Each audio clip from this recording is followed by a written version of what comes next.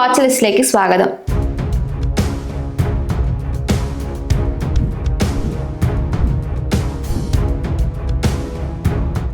ആഭ്യന്തര വിപണി ഈ ആഴ്ച 5% ഇടിവാണ് രേഖപ്പെടുത്തിയത്. കഴിഞ്ഞ 4 വർഷത്തിനിടയിൽ സൂചികയിൽ രേഖപ്പെടുത്തുന്ന ഏറ്റവും കനത്ത ഇടിവിനാണ് വിപണി സാക്ഷ്യം വഹിച്ചത്.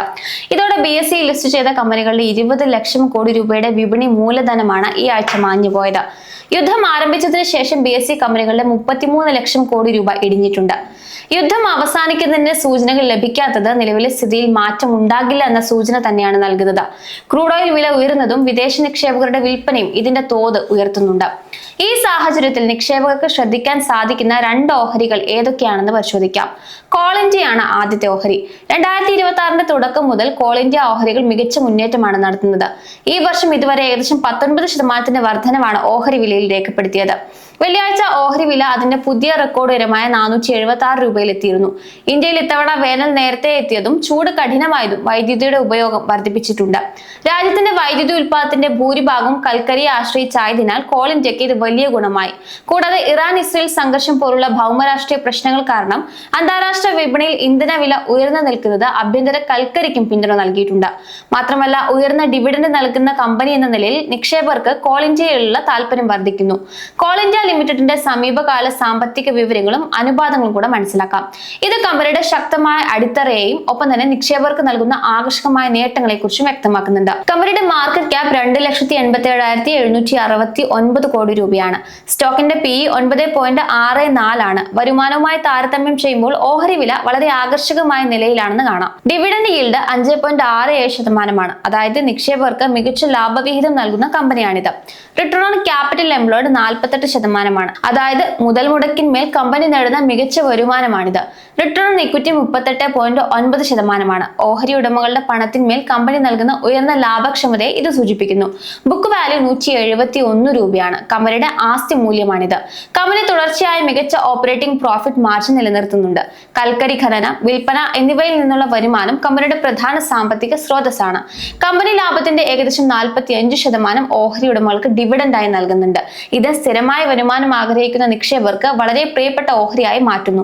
കമ്പനിക്ക് വളരെ കുറഞ്ഞ തോതിലുള്ള കടബാധ്യതയുള്ളൂ. ഇത് കോൾ ഇന്ത്യയുടെ സാമ്പത്തിക സുരക്ഷിതത്വം വർദ്ധിപ്പിക്കുന്നുണ്ട്. പ്രധാന അഡ്വാൻറ്റേജ് നോക്കിയാൽ ഉയർന്ന ഡിവിഡന്റ് ഈൽഡ് തന്നെയാണ്. ഉയർന്ന ROCയും ഉയർന്ന ROയും കമ്പനിയുടെ പ്രവർത്തന മികവിനെ കാണിക്കുന്നുണ്ട്. സ്ഥിരമായ ലാഭവിഹിതം വിതരണം ചെയ്യുന്ന മികച്ച ട്രാക്ക് റെക്കോർഡ് എന്നിവയ്ക്ക് ശ്രദ്ധേയമായ കാര്യം തന്നെയാണ്. എന്നാൽ കഴിഞ്ഞ 5 വർഷമായി വിൽപ്പനയിലെ വളർച്ചാ നിരക്ക് അല്പം കുറവാണ്. കോൾ ഇന്ത്യ ഒരു മഹാരത്ന കമ്പനി എന്ന നിലയിൽ ഇന്ത്യയുടെ ഊർജ്ജ മേഖലയിൽ അനിവാര്യമായ സ്ഥാനമാണ് വഹിക്കുന്നത്. മികച്ച ലാഭവിഹിതവും ഉയർന്ന പ്രവർത്തനക്ഷമതയും ഇതിനെ ദീർഘകാല നിക്ഷേപത്തിന് അനുയോജ്യമാക്കുന്നുണ്ട്. എങ്കിലും ഊർജ്ജ മേഖലയിൽ ഉണ്ടാകുന്ന പരിസ്ഥിതിപരമായ മാറ്റങ്ങളും സർക്കാരിന്റെ നയങ്ങളും ഈ ഓഹരിയെ സ്വാധീനിക്കാൻ സാധ്യതയുണ്ട്. ഏതായാലും ഓഹരിയുടെ ടെക്നിക്കൽസ് ശിവദേവ് വിശദീകരിക്കുന്നു. നമസ്കാരം. നമ്മളിവിടെ കോൾ ഇന്ത്യ ലിമിറ്റഡ് ഈ ഒരു സ്റ്റോക്കിൻ്റെ ഡെയിലി ടൈം ഫ്രെയിമിലുള്ള ചാർട്ടാണ് ഓപ്പൺ ആക്കിയിരിക്കുന്നത്. നമുക്കിവിടെ നോക്കുമ്പോൾ അറിയാം, ഒരു കൺസോൾട്ടേഷനിലൊക്കെ നിന്നതിന് ശേഷം പതുക്കെ ഒരു ഹൈ ഫോം ചെയ്ത് വരുന്നൊരു സ്റ്റോക്കാണിത്. ഇടയ്ക്കിടയ്ക്ക് ഓരോ സ്ട്രോങ് ആയിട്ടുള്ള ഗ്രീൻ ക്യാൻഡിൽ ഫോം ചെയ്യുന്നു. പിന്നീട് EMA 9 നിന്ന് സപ്പോർട്ട് എടുക്കുന്നു. പതുക്കെ മുകളിലേക്ക് പോകുന്നു. ആ ഒരു സ്ട്രക്ചറാണ് ഈ സ്റ്റോക്കിൻ്റെ എന്ന് കാണാം. സമീപകാലത്തായിട്ട് ഇടയ്ക്കിടയ്ക്ക് ട്രെൻഡ് ഫോളോയിങ് ക്യാൻഡിൽ ഉണ്ടാവുന്നുണ്ട് എന്നതിവിടെ ശ്രദ്ധേയമാണ്. ഇവിടെ December 23 നമുക്ക് കാണാം ഒരു സ്ട്രോങ് ആയിട്ടുള്ള ഗ്രീൻ ക്യാൻഡിൽ. പിന്നെ EMAയിലേക്ക് തിരിച്ചു വന്നു. വീണ്ടും സ്ട്രോങ് ആയിട്ടുള്ള ഒരു ഗ്രീൻ ക്യാൻഡിൽ, ഒരു 6.85% ഗ്രീൻ ക്യാൻഡിലായിരുന്നു ഇത്. വീണ്ടും EMAയിലേക്ക് തിരിച്ചു വന്നു. പിന്നീട് ബ്രോഡ് മാർക്കറ്റിൽ കറക്ഷനൊക്കെ വന്നപ്പോൾ EMAയുടെ താഴേക്ക് സ്റ്റോക്ക് പോയെങ്കിലും എപ്പോഴും EMA 9 റെസ്പെക്റ്റ് ചെയ്യുന്നതായിട്ട് നമുക്കിവിടെ കാണാം. നിലവിലും ഇവിടെ സ്ട്രോങ് ആയിട്ട് ഇതൊരു ട്രെൻഡ് ഫോളോയിങ് ക്യാൻഡിലാണ് തേഴ്സ്ഡേ March 12 ഫോം ചെയ്തത്. ഈ ഒരു ക്യാൻഡിൽ 5.23% റിട്ടേൺ കൊടുത്ത ഒരു ക്യാൻഡിലാണ്. അതിനുശേഷം ലാസ്റ്റ് ഫ്രൈഡേ ഒരു റെഡ് ക്യാൻഡിലാണ് ഫോം ചെയ്തിരിക്കുന്നത്. അത് ലോവർ റിജക്ഷനും കൂടുതലാണ്, അപ്പർ റിജക്ഷനും ഉണ്ട്. പ്രോഫിറ്റ് ബുക്കിംഗ് അതേപോലെ മാർക്കറ്റിലെ ഇടിവൊക്കെ ഇതിന് കാരണമായേക്കാം. നമുക്കിവിടെ നോക്കുമ്പോൾ EMA 9 എപ്പോഴും നമുക്ക് വാച്ച് ചെയ്യാവുന്നതാണ്, ക്ലോസ് ആയിട്ട് വാച്ച് ചെയ്യാം. ഇവിടെയൊക്കെ നമുക്കറിയാം ഒരു ലോവർ റിജക്ഷൻ വന്നിരിക്കുന്നതൊക്കെ EMA 9 നിന്നാണ്. ഈ ഒരു സ്റ്റോക്കിൻ്റെ റെസിസ്റ്റൻസ് 476 രൂപ നിലവാരമാണ്.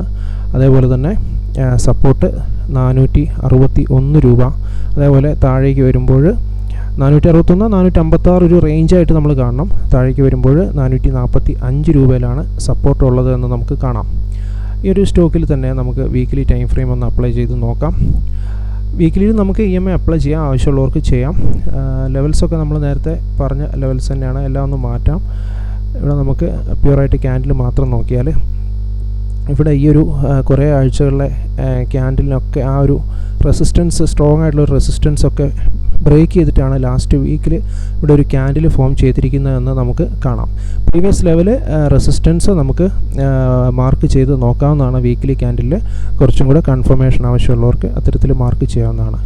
ഇങ്ങനെ റെസിസ്റ്റൻസ്, സപ്പോർട്ട് അടക്കമുള്ള നിലവാരങ്ങൾ പരിഗണിച്ചതിന് ശേഷം മാത്രം ഈ ഓഹരിയിൽ വ്യാപാരം അല്ലെങ്കിൽ നിക്ഷേപം നടത്താൻ വേണ്ടി ശ്രദ്ധിക്കുക. Thank U. NTPC ആണ് അടുത്തത്. ഇന്ത്യയിലെ ഏറ്റവും വലിയ പൊതുമേഖലാ ഊർജ്ജ കമ്പനിയായ NTPC 1975 സ്ഥാപിതമായ സർക്കാരിന്റെ കീഴിലുള്ള ഒരു മഹാരത്ന കമ്പനി തന്നെയാണ്. ഇന്ത്യയിലെ മൊത്തം വൈദ്യുതി ഉൽപ്പാദനത്തിന്റെ ഏകദേശം 24% പങ്ക് വഹിക്കുന്ന ഈ സ്ഥാപനമാണ്. അതായത് ഇന്ത്യയിൽ തെളിയുന്ന ഓരോ 4ാമത്തെ ബൾബും NTPC നൽകുന്ന വൈദ്യുതിയിലാണ്. NTPC ഏകദേശം 3,72,000 കോടി രൂപ വിപണി മൂല്യമുള്ള ലാർജ് ക്യാപ് കമ്പനിയാണ്.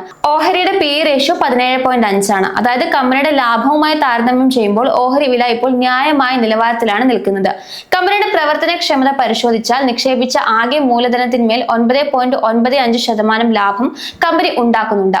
പവർ സെക്ടറിലെ വൻകിട പ്ലാന്റുകളുടെ പ്രവർത്തന ചെലവ് കണക്കിലെടുക്കുമ്പോൾ ഇത് മികച്ചൊരു ശതമാനമാണ്.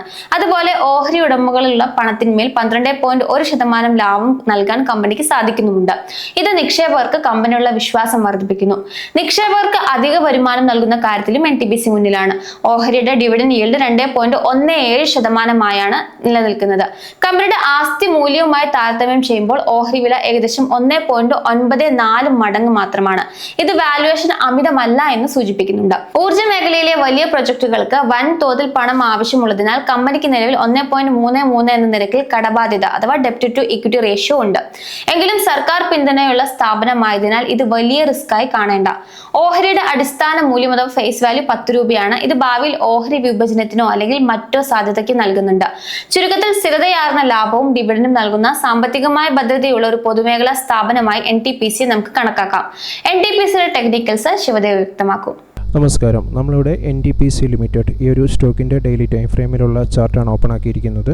ഇവിടെ നമ്മൾ നോക്കുമ്പോൾ നമ്മൾ ഫിബ് ലെവലാണ് ഇവിടെ അപ്ലൈ ചെയ്തിരിക്കുന്നത്. വളരെ ബ്യൂട്ടിഫുൾ ആയിട്ട് ഫിബിനെ ഇവിടെ റെസ്പെക്റ്റ് ചെയ്യുന്ന ഒരു സ്റ്റോക്കാണിത്. നമുക്കിവിടെ വിസിബിളാണ്. നമുക്ക് ഒന്ന് ലാസ്റ്റ് ഇതൊന്ന് നോക്കാം.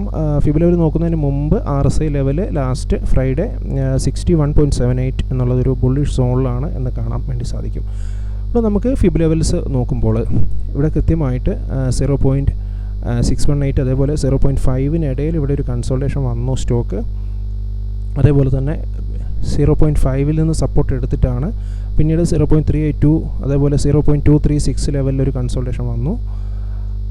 പിന്നീട് 0.236 മുകളിലേക്ക് കയറി അവിടെ ഈ ഒരു ഫെബ്രുവരി 24 സ്ട്രോങ് ആയിട്ടുള്ളൊരു സപ്പോർട്ട് എടുത്തു. പിന്നീട് താഴേക്ക് വന്നെങ്കിലും 0.382 ഇവിടെ സപ്പോർട്ട് കൊടുത്തു. നിലവിൽ വീണ്ടും ലാസ്റ്റ് തേഴ്സ്ഡേ 0.236 ആണ് സ്റ്റോക്കിൽ സപ്പോർട്ട് കൊടുത്തിരിക്കുന്നത്. കൃത്യമായിട്ട് ഫിബിൻ്റെ അപ്പർ ബാൻഡാണ് റെസിസ്റ്റൻസ് കൊടുത്തിരിക്കുന്നത് എന്നതോടെ വിസിബിളാണ്. ഇവിടെ നമുക്ക് EMI 20, 50, 100, 200 ഒരുമിച്ചൊന്ന് നമ്മൾ അപ്ലൈ ചെയ്യാണ്. ഇവിടെ നമ്മൾ നോക്കുമ്പോൾ അറിയാം ഈ താഴെ ലെവലിൽ ഇവിടെ EMI 20 റെഡ് കളർ സപ്പോർട്ട് കൊടുത്തു. അതിനുശേഷം ഈ ഒരു സ്ട്രോങ് ആയിട്ടുള്ള ഒരു ഗ്രീൻ ക്യാൻഡിലൊക്കെ ഫോം ചെയ്യുമ്പോൾ ആ സമയങ്ങളിലൊരു ഗോൾഡൻ ക്രോസ് ഓവറാണ് നടന്നത്.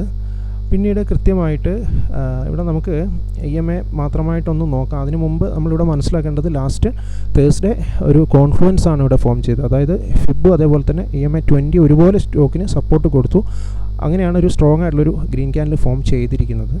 EMIയുടെ മാത്രമായിട്ടൊരു ആപ്ലിക്കേഷൻ നമ്മൾ നോക്കുകയാണെങ്കിൽ ഇവിടെ കൃത്യമായിട്ട് ഈ ഒരു റേഞ്ച് EMI 20 അതേപോലെ 50 റെഡ് ആൻഡ് യെല്ലോ ലൈൻസ് ആണ്. ആ ഒരു സോണിൽ സ്റ്റോക്ക് സപ്പോർട്ട് എടുത്തിട്ടുണ്ട്. അതിനുശേഷം തുടർച്ചയായിട്ട് EMI 20ക്ക് മുകളിലാണ് സ്റ്റോക്ക് പോയത്. കൺസോൾട്ടേഷനൊക്കെ പോയ സമയം EMIയുടെ 20 നിലവാരത്തിന് താഴേക്ക് വന്നിട്ടില്ല എന്ന് നമുക്കിവിടെ വിസിബിളാണ്. EMI നിലവാരത്തിലേക്ക് ടച്ച് ചെയ്യുന്ന സമയത്ത് അവിടെ സ്ട്രോങ് ആയിട്ടുള്ളൊരു അപ് ട്രെൻഡ് ഉണ്ടായിട്ടുണ്ട്. വീണ്ടും EMIയിലേക്ക് തന്നെ വന്നു. ലാസ്റ്റ് തേഴ്സ്ഡേ വീണ്ടും EMI 20 സപ്പോർട്ട് കൊടുക്കുന്നതായിട്ട് നമുക്കിവിടെ വിസിബിളാണ്. ലൈവ് മാർക്കറ്റിൽ നമുക്ക് ഇത്തരത്തിൽ മൂവിങ് ആവറേജസ് ഈ ഒരു സ്റ്റോക്കിൽ അപ്ലൈ ചെയ്ത് നോക്കാവുന്നതാണ്. അടുത്തതായിട്ട് ഈ ഒരു സ്റ്റോക്കിൽ എങ്ങനെയാണ് വീക്ക്ലി ടൈം ഫ്രെയിമിൽ സ്റ്റോക്കിൻ്റെ ഒരു ബിഹേവിയർ എന്ന് നമുക്ക് നോക്കാം.